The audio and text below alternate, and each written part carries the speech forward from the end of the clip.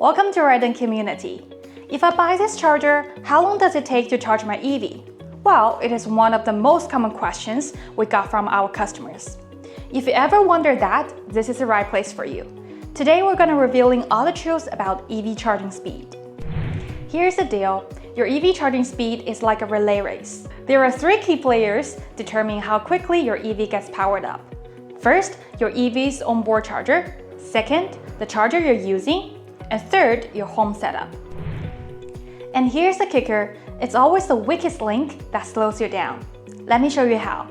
For example, if you drive an ID3 and you're charging it with a standard socket rated at 230 volts and 10 amps, your charging speed is capped at 2.3 kilowatts. Even though your EV can handle up to 11 kilowatts and probably using a 11 kilowatt charger. Here, the socket is a bottleneck. Now take the Rheido Zoe as an example.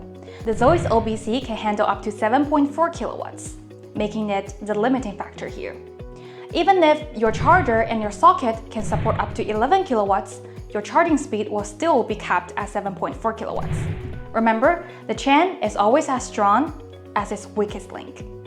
Now that you know how to estimate the charging rate, let's revisit the question. How long does it take to charge your EV with the charger you have? Well, the math itself is simple. Simply divide the battery capacity by the charging rate.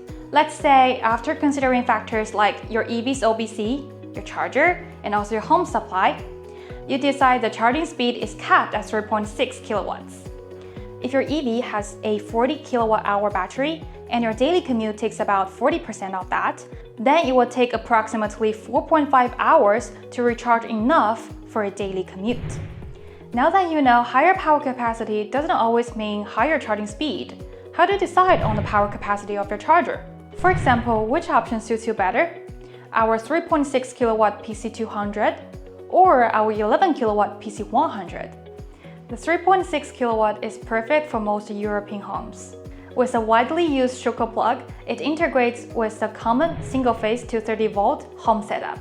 As noted earlier, when the socket is a bottleneck, the 3.6 kilowatt is actually the more efficient choice. If you have a 3-phase power supply and your car's OBC supports higher charging rates, then the 11 kilowatt might be a better fit for you, especially for those with larger batteries, longer commutes, or less charging time. We hope this video helps explain how to estimate charging rate and guide you in choosing the right EV charger for you. Don't forget to subscribe for more upcoming videos on EV charging.